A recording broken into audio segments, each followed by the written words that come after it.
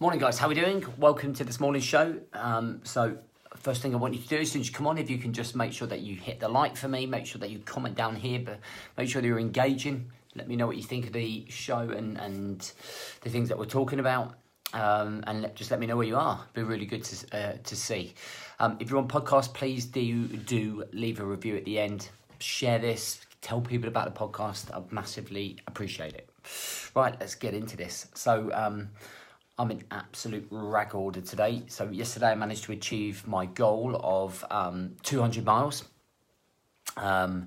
Finished with a 30-mile run and my legs felt like they were going to fall off. So this morning I've been on a roller all morning, and as soon as I've done this and set it up on a podcast, I'm going to get back on that roller because I'm in agony. But something I want to talk about today is emotional fitness. Now, emotional fitness is something I guess I've really been aware of in the last 18 months. Morning, Tim. Something I've been aware of in the last 18 months.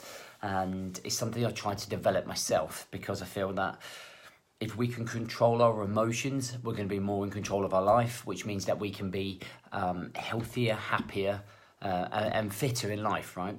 So what I wanted to do was go through 4 tips to give you some idea about how you can start developing your emotional fitness.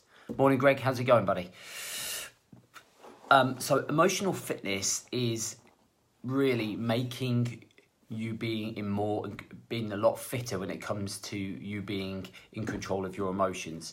So by consistent practice, you become better at dealing, in theory, with real life. Now, real life can throws everything at you. Okay. Morning, Craig. How's it going, bro? Just throwing problems, it's throwing scenarios out there, it's throwing curveballs, and all of those things are coming into our state of mind, and they are affecting our moods, they're affecting our habits, they're affecting our fitness routine, they're affecting our relationships, they're affecting your work, the quality of your work, etc. All right, so that's real life. And the idea is that you develop your emotional fitness. Morning, Andy. How's it going, brother? You develop your emotional fitness, your emotional strength to be able to deal with those things better. And when you can deal with those things better, you are much more control of your life, right? Of course we are. You can be more control of then the actions that you're going to take, you're planning, you're just keeping your head way above water, okay, so that you're actually in control of your life. All right, so I'm going to give you 4 subject areas, or 4 tips, if you like, that are going to help you develop this. All right. So the first one is going to be start simple. Now, if ever you train with me, you'll know that I'm all about starting slow and small. So starting simple is the first tip. Start simple. When you go into a gym, you don't go straight to the heaviest weights.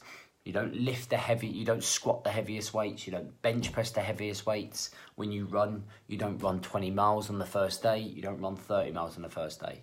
So the same principles have to be applied when it comes to your emotional fitness. So what we need to do is start conquering the small battles, all right? Now, small battles are things that I used to lose my shit over, but with the smallest problems ever. And if I was losing my shit over those small... Morning, Mark. If I was losing my shit over these small issues, how was I ever going to control the bigger picture? All right. Now, I think the variation for this, the variable for this is what do you consider a small problem? Okay. Now, I think things like driving... We can be super snappy, right, when we're driving. It's very minor. Negativity on social media, just, arguing, not getting on with someone. These are kind of just small little things that we can deal with at one time. All right, so let's say for this week, if I said to you, right, I want you to concentrate on every time you're in a car, every time that you're commuting, that you are going to stay in complete control of your emotions. You're not going to let anything annoy you, and you can use that as an exercise.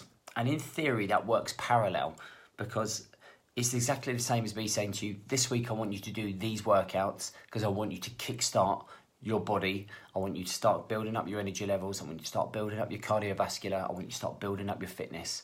What you're doing here is by controlling and being actively aware of your emotions.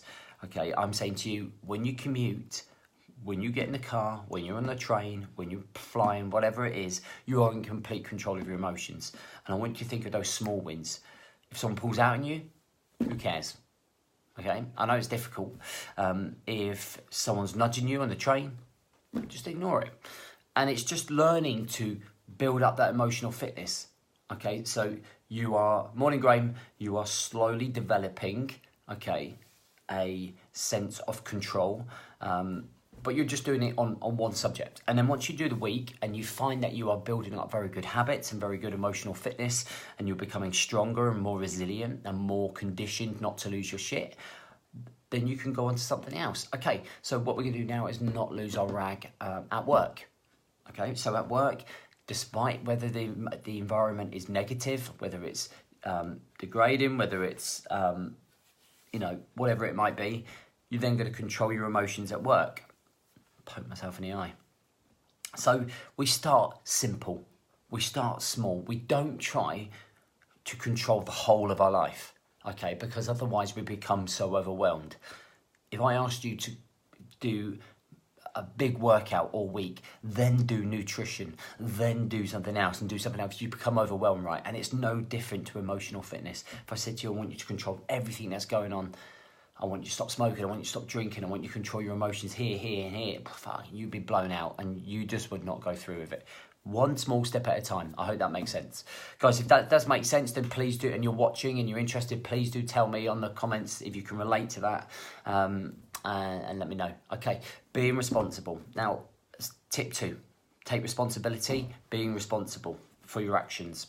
Now, some situations we can't control. Some situations are out of our control.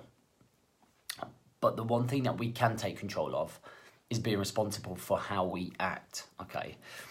And being responsible for how we act is a key factor in our emotional fitness. And I like to always relate it back to normal fitness, body exercise fitness, because it's easier for you to understand. Morning, Rich. Hey, brother. So, let me put this into context. If you have a busy day at work, if you have a long day, and you have planned your workout at the end of the day, and you are responsible for doing that workout at the end of the day. If you've had a shit day and then decide not to train, okay, that's your responsibility. So taking responsibility for your own health and your fitness is you overcoming that emotion of not wanting to get fit, okay, and doing the workout even though you don't feel like it and you're tired and you're emotionally stressed and exhausted. It's being able to go above and beyond. So whenever it comes to you and your emotional fitness, that there is a prime example of being responsible for your emotion. Okay, so you need to be that emotionally little bit stronger to be able to go, no, I'm not going to accept the fact that I have had a long day and it's been a shit day. I'm still going to dig deep. I'm still going to make sure I do my workout. Okay, or it could be your boss. Your boss could have set you a task that's unrealistic, that puts you under pressure, that puts you under stress without any thought about everything else that you've got going on. And instead of snapping and losing your shit, you could literally take responsibility, control your emotions, and simply discuss the situation rather than getting stressed and going around the office, what a bellend. But you are responsible. The actions that you take, you have to take responsibility for. If you start kicking off, if you start making excuses, you're never going to get fitter and you're going to stay fat. And you're never going to make build a rapport. Sometimes being the bigger person is always the right thing to do. All right, so with your responsibilities, you must make sure that you are controlling your emotions, that you are putting things into context, into perspective, so that you can move forward with your life. All right. Number 2, which links in nicely, is self-awareness. All right, self-awareness of your own emotions, your own habits that you draw off those emotions is vital. Being aware of them is key. Otherwise, they're just going to stay in your unconscious mind. And if they're in your unconscious mind, you're not paying attention to them. You're not very aware of what's going on. All right. A good thing to make you understand is if you think about a lot of the times when somebody does their initial couple of workouts with me in the Brotherhood, their self-awareness of not realizing how unfit they are comes to surface. So suddenly someone will have done 5 workouts and they turn around and go, oh my God, I didn't realize how unfit I actually was. Okay, so by doing those workouts, they've realized just how unfit they've been and how much they have just let them go. So when it comes to your emotional fitness, being aware of your emotions, being aware of how you react to certain situations will help you be able to tackle that actually problem. Okay, if you don't know exactly what's going on and you don't know that you're suffering with stress or overwhelm, or you're being short at home, or you're making excuses, if you're not aware of those things, how can you ever deal with them? In the start of my book, It's a State of Mind, I asked you to do a life audit, and that life audit is to raise your self-awareness about where you are right now in life. And you can do an emotional fitness audit. So you can kind of say, how stressed am I? How overwhelmed am I? How quickly do I lose my temper? And mark yourself out of 10. And it will be a good strategy to kind of look at things and go, okay, just how bad is my emotional fitness? It's like me doing a fitness test with someone, doing how many press-ups can you do in a minute? How fast does it take you how quick can you run 800 meters? How long does it take you to do 20 squats? Yada, yada, yada. Okay, and that's exactly the same with you. It's just like doing a fitness test, but through your emotions. Okay. Tip number 4, last one, is practice every single day at getting better. Okay, practice every single day at getting better. When you face yourself with a situation where you can be emotionally dominated or you can be emotionally distracted, I want you to start practicing. Because what we need to do is harden our mind. That if you ever want to listen to an audiobook, listen to David Goggins, absolutely an amazing individual with an incredible mindset. And he talks about building calluses on the mind, making the mind stronger. And we do that by repetitions. And it's something I used to think anyway, but it was great to hear him say it. And it is literally about doing repetitions with your state of mind consistently over and over and over again. Okay, you're constantly dealing with negativity, you're constantly dealing with excuses, you're constantly challenging in yourselves all of the time, every single second of the day.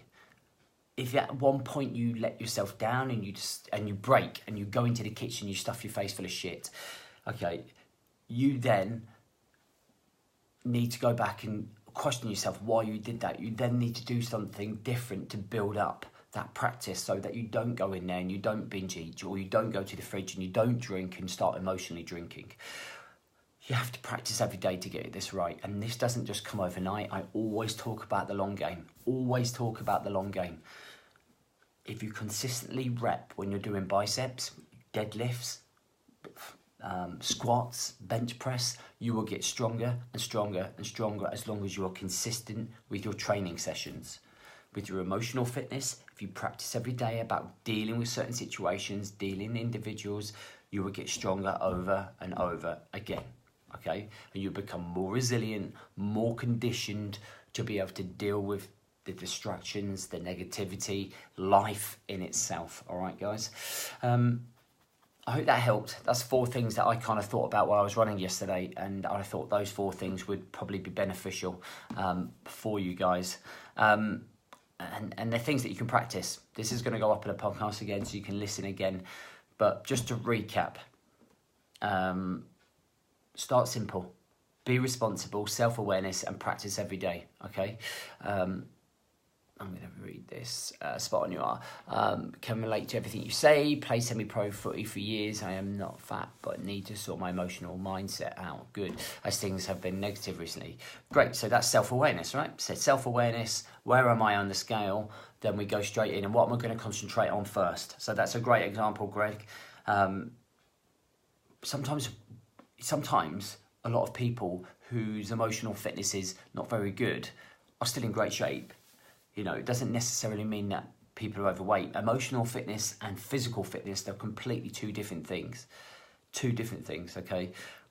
One, we can get stronger by lifting, by going to the gym, by exercising regularly, by running. The other one we need to practice by strengthening our brain and our mindset and conditioning our mind to be able to deal with everyday life. We're dealing with individuals, dealing with an environment, dealing with yourself and your own demons, dealing with your family and responsibilities. So there's lots to think about. It goes in quite deep. So listen, I really hope that you got some value out of this. If you're on Facebook, please do like and share for me. I'd massively appreciate if you could do that for me. And if you haven't commented yet, do give me, let me know what you think. Good man, Ian, that's what I want to see. And if you're on the podcast, please do leave a review at the end. I'd massively appreciate it. Thanks, guys. Hope you have a great day.